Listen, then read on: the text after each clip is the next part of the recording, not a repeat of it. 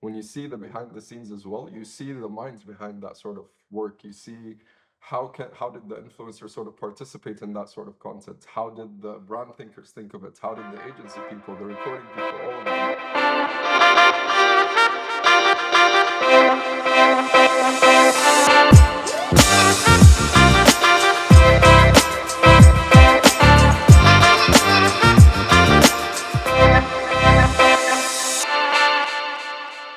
Hi everyone, welcome to another episode of Hash It Out. We have Omar Otaibi here with us, who's the brand executive at Under Armour. So thanks for joining us, Omar.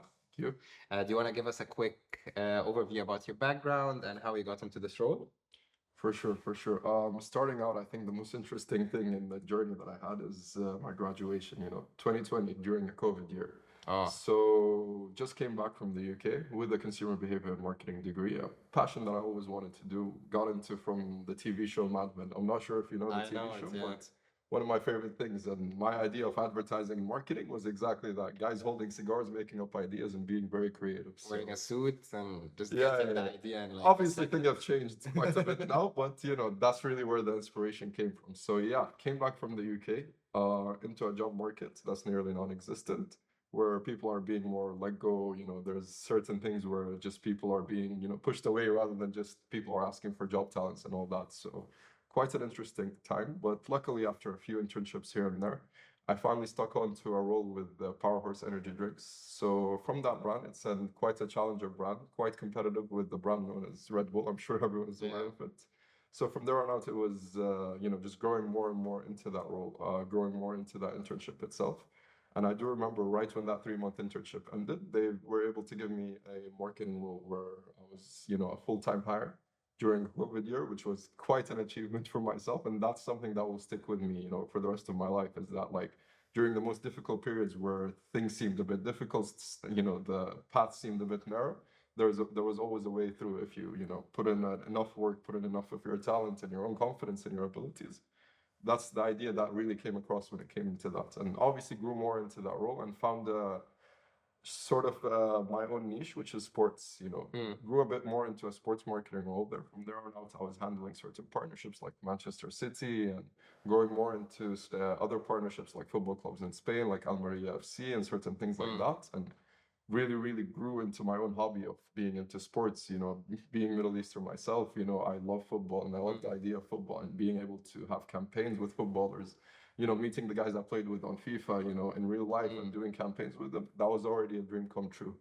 And that obviously expanded into a bit more. And 3 years down the line, I was able to find an opportunity with Under Armour as a brand marketing executive.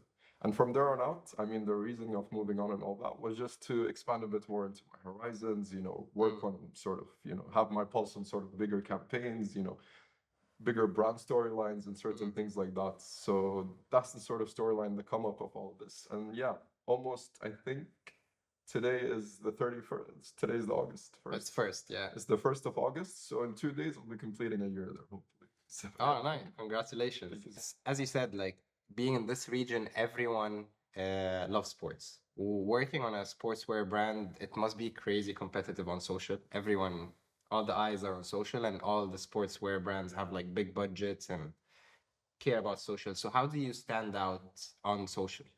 Yeah, standing out on social is the most important strategy is having localized content. I Mm, mean, the most essential thing is that, when you're living in the UAE or Saudi, you would want to see content and mm, influencers and campaigns, in the backgrounds of, Burj Khalifa, with influencers that you know about, with certain people that, you relate to, with certain sort of aspects that are very, very nuanced and niche towards the mm, city or country itself that you're working towards.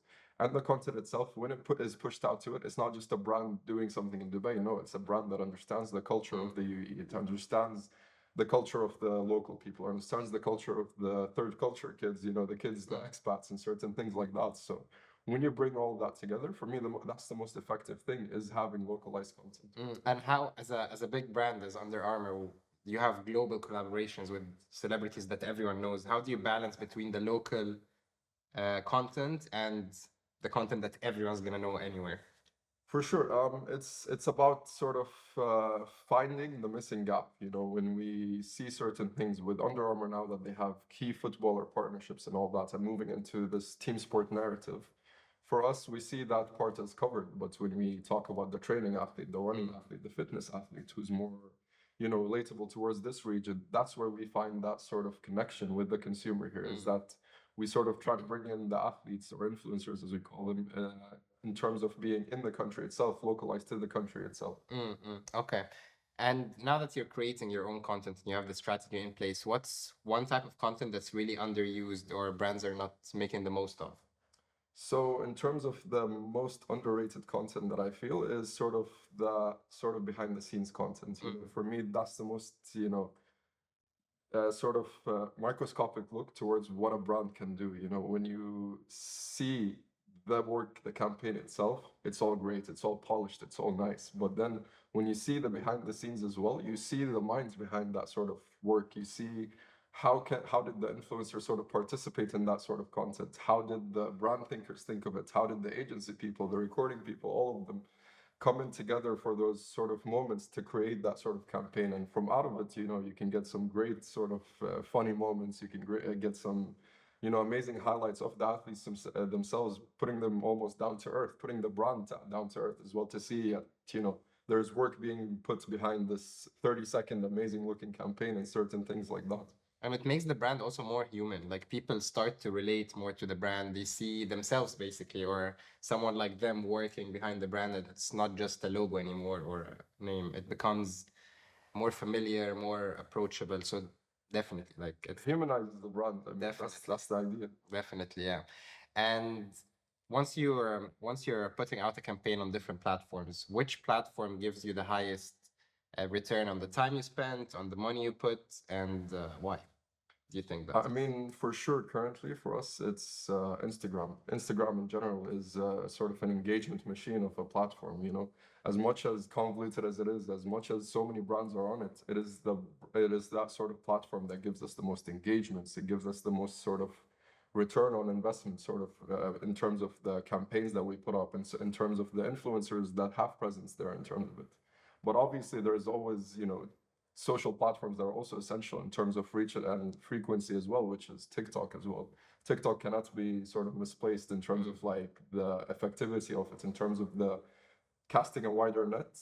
In terms of it, for me, I feel also TikTok has also a place in terms of being that sort of platform that's also essential. So it's sort of just trying to mix and match between the two platforms and trying to figure out, you know, what sort of content goes on TikTok, what sort of content goes on Instagram, what sort of influencers we need on Instagrams, and the sort of influencers on TikTok, and vice versa.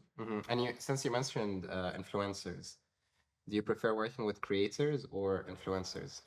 For me, the idea is always to work with creators, and beneficially, if you can combine them, have an influencer that can create, that's always a great thing. But obviously, being with a creator is being with someone who's got a multitude of idea, who through him you can see through the lens of the brand itself. So through that sort of creator, you can sort of create that sort of different look on the brand, adding a different perspective on the brand itself. So for me, from my personal perspective, I do love working with creators because from them, I'm able to learn so much more in terms of ideas, in terms of looking at the brand differently and looking at the different market differently and things like that. And once you work with creators, how do you measure the success or the impact of a campaign or collaboration? I mean, just looking at the bare bones KPIs, it has to be the engagement. But for me, engagement means so much more than just, you know, the amount of comments you have or the amount of people who shared your post. It's the engagement in terms of if my own friend has come up to me and said, you know, oh, I like what you guys have done here. I like what you guys have done there. That for me is someone engaging with that sort of brand that we do and the content that we do and the posts that we do.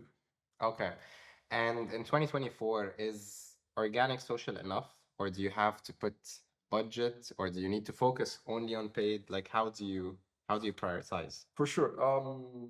In terms of effectivity, I feel a funnel approach is the most important thing. You know, when you come down to paid social is almost all quintessential to getting that sort of, you know, new consumers aware of the brand, getting that sort of idea of the brand through them as well. But in terms of actually casting that smaller net and getting that right amount of consumer base, your organic content is the most essential thing because once you got that follower base, you really have to bring it down and really narrow it down to the organic content that you do when you're a bit more relatable, when you're not just as a skippable ad. No, you're actually a content piece that people have actively are looking for, that are sharing to their friends and looking towards to. Mm. Okay, and last question. If you could create your own platform, like new social media platform by Omar, what would the main feature be? What would you focus on at that platform? For sure, it's what I feel is the world heading towards to now, which is augmented reality and that sort of, being in that sort of different sort of digital world experience where, you put on a headphone or put on whatever, certain things like that, and you're sort of immersed into that new world itself. And we're seeing like the biggest brands in the world, like Apple, invest heavily into that sort of platform through the Vision Pro and all that, although currently it's struggling a bit. But when you see a brand sort of delving and taking that sort of risk, they have a sort of thought for the future itself. So, in terms of creating a platform, it's something where you're interacting more, you're more personally involved, where you're actually becoming part of that sort of digital world through your own sort of, skin and flesh almost. Okay, okay. Any AR plans coming up for Under Armour? I mean, if you're seeing here in Dubai, it's getting quite convoluted. You're seeing a lot of different brands doing that sort of augmented reality stuff and all that. But for sure, it's something that, Under Armour is looking towards, and I'm sure all brands are looking towards in terms of just, blending that sort of mixed reality sort of content itself. So for sure, it's something that's being looked towards. All right. It was a pleasure, Omar. Thanks again for coming, and thank you guys for watching. Same here.